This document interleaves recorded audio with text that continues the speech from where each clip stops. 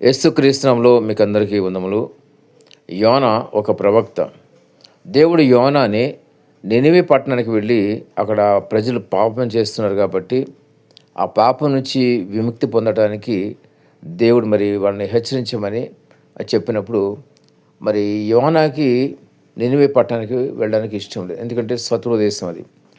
అయితే యోనా మరి దేవుని చిత్తానికి వ్యతిరేకంగా మరి శత్రు దేశంకి వెళ్తే మరి అపాయం కలుగుతుంది అనుకున్నాడో, మరి శత్రు దేశంలోకి ఎందుకు మరి సువార్త ప్రకటించాలనుకున్నాడో తెలియదు కానీ, మరి యోనా మరి నినివే పట్టణంకి వెళ్ళకుండా తర్షీషు మరి వెళ్ళడానికి వాడెక్కినాడు.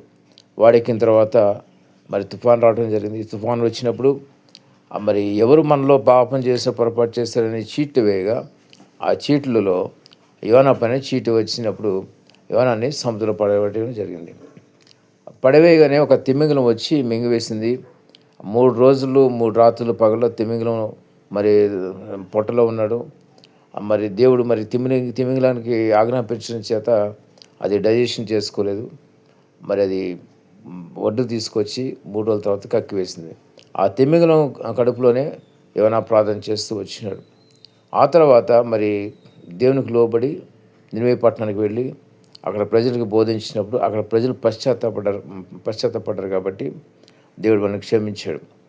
ఆ విధంగా మరి నినివే పట్టణం మీదకి మరి దేవుని యొక్క ఉగ్రత రాకుండా ఆగిపోయింది. ఇక్కడ తెలుసుకోవాల్సిన విషయం ఏంటంటే, ఎవరైనా సరే దేవుని చిత్తానికి వ్యతిరేకంగా వెళ్ళిపోతే, దేవుడు చెప్పింది చేయకుండా మరి సొంత ప్రయత్నాల్లో ముందుకు వెళ్ళిపోతే కనుక మరి దేవుడు కొన్నిసార్లు అటువంటి శిక్షను మరి పెట్టి వాడిని దేవుడు వాళ్ళని లోపరుచుకుంటాడు. ఇక్కడ యోనాను దేవుడు లోపరుచుకున్నాడు. కాబట్టి ఎవరైనా సరే దేవుని చిత్తానికి వెళ్ళే ప్రయత్నం చేస్తే కనుక మరి శిక్షలు, శ్రమలు, బాధలు ఇవన్నీ కూడా ఎదుర్కొంటారు. అదొకటే కాదు, వాళ్ళతో పాటు మరి వేరొకరు కూడా శ్రమ పడతారు. గమనించండి, జ్ఞాపకం చేసుకోండి. ఎవరైనా సరే మీరు దేవుని చిత్తానికి వ్యతిరేకంగా ఉన్నారేమో ఒకసారి దేవుని దగ్గర పరిశీలన చేసుకోండి. లేకపోతే కనుక మీరు ఎంతో శ్రమలు, బాధలకి గురి కావాల్సి వస్తుంది. దేవుడు మరి తన ఏర్పాట్లో ఉన్న వాళ్ళని కూడా దేవుడు కొన్నిసార్లు శిక్ష పెట్టి ఆయన వైపు మరల్చుకుంటాడు.